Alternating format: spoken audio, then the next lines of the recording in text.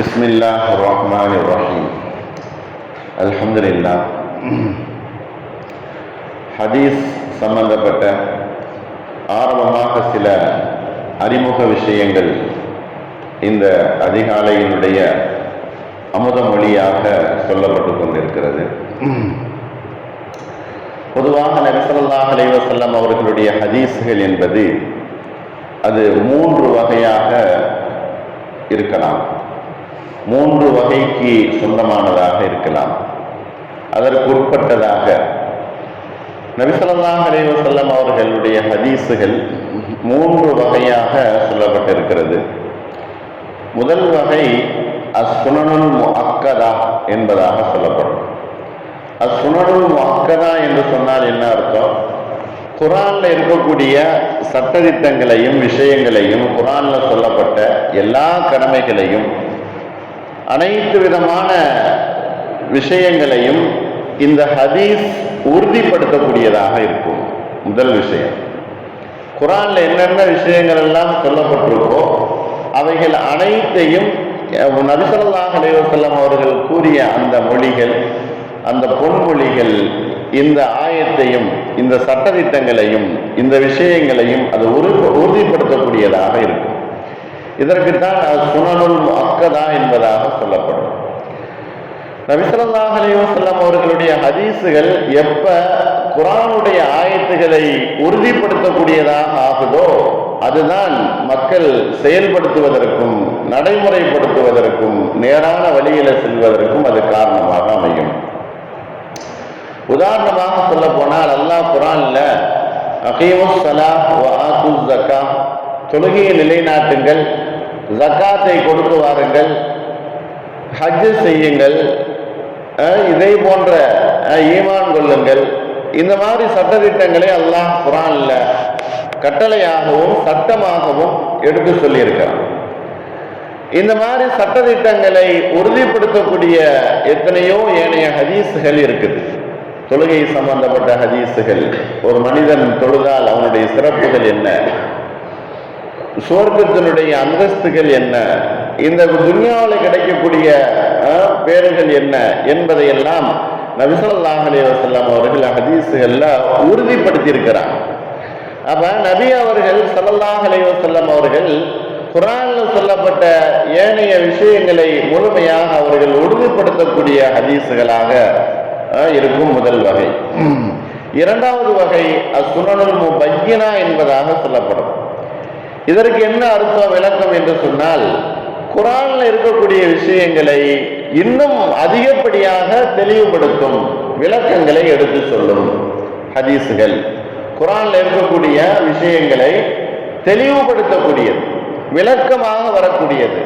குர்ஆன்ல சற்று சுருக்கமாக சொல்லப்பட்டிருந்தாலும் நபி ஸல்லல்லாஹு அலைஹி வஸல்லம் அவர்கள் அந்த விஷயத்தை பற்றி மிகவும் ஆழமாகவும் அதிகப்படியாகவும் விளக்கமாகவும் ஹதீஸுகள்ல சொல்லியிருப்பாங்க.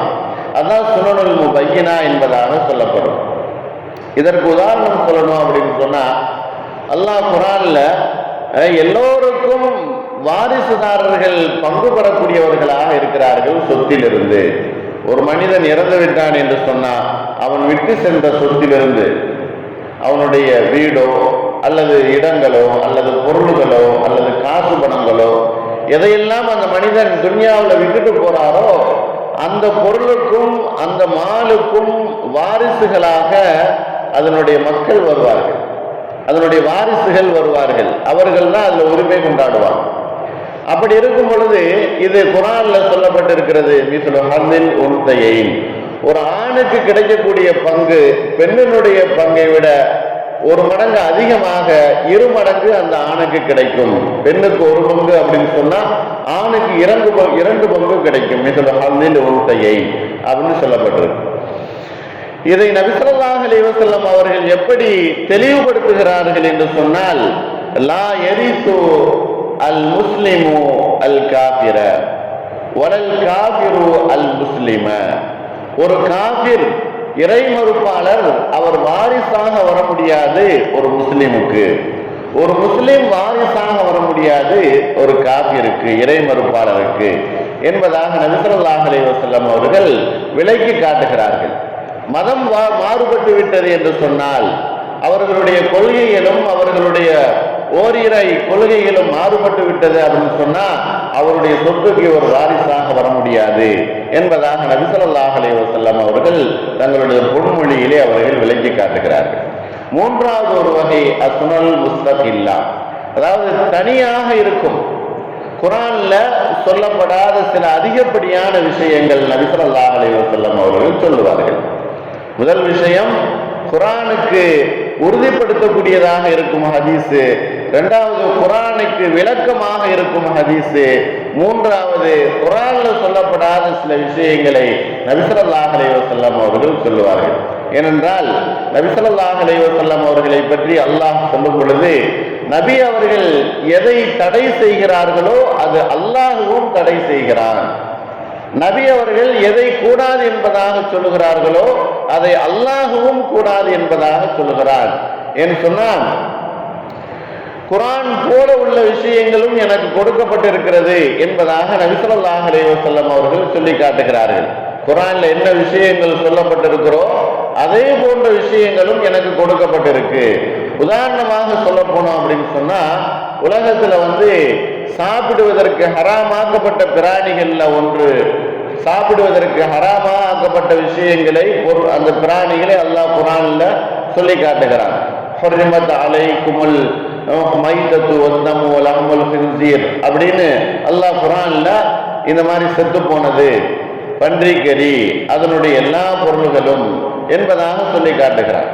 அதே போன்று நபி ஸல்லல்லாஹு அலைஹி வஸல்லம் அவர்கள் சொல்லி காட்டுகிறார்கள், பறவைகள்ல கோரைப்பல் உடைய, கீறி கிழித்து திங்கக்கூடிய கோரைப்பல் உடைய பறவைகள் சாப்பிடுவதற்கு ஹராம் என்பதாக சொல்லி காட்டுறாங்க.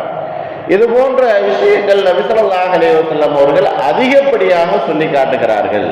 இப்படி மூன்று வகையான ஹதீஸுகள் நபிமொழிகளாக எழுதப்பட்டிருக்கிறது. நபி ஸல்லல்லாஹு அலைஹி வஸல்லம் அவர்கள் சொன்ன ஹதீஸுகள் குர்ஆனுடைய வாய்த்துக்களை, சட்டதிட்டங்களை உறுதிப்படுத்தும், இல்லைன்னு சொன்னால் அதற்கு தெளிவாக இருக்கும். அதையும் தாண்டி குர்ஆன்ல சொல்லப்பட்ட விஷயங்களை தாண்டி நபி ஸல்லல்லாஹு அலைஹி வஸல்லம் அவர்கள் சில விஷயங்களை எடுத்து சொல்லியிருப்பாங்க. அப்படிப்பட்ட விஷயங்களும் இருக்கும். அன்பானவர்களே, இன்றைய குர்ஆனுடைய விஷயங்களை முழுமையாக போதிப்பதற்கு தகுதி உடைய ஒரு பொன்மொழி அப்படின்னு சொன்னா அது நபி ஸல்லல்லாஹு அலைஹி வஸல்லம் அவர்கள் சொல்லிய அந்த அமுத மொழிகள் தான். ஏன் உலகத்துல யாருடைய வரலாறும் எழுதப்படலை. ஒரு மனிதன் நல்ல மனிதனாக உலகத்துல வாழ்ந்தால் அந்த மனிதனுடைய எல்லா வரிகளும் எல்லா பக்கங்களும் வரலாறாக பொறிக்கப்படாது. என்று சொன்னா அவர்கள் பண்பியல் சார்ந்த விஷயங்கள்ல பொதுமக்களுக்கும் பின்னால் வரக்கூடியவங்களுக்கும் சொல்ல முடியாத சில விஷயங்கள் இருக்கும், அதை வரலாறாக எழுத முடியாது. ஆனா நபி ஸல்லல்லாஹு அலைஹி வஸல்லம் அவர்களுடைய எல்லா விஷயங்களும் எல்லா பக்கங்களும் வரலாறாக எழுதப்பட்டிருக்கு.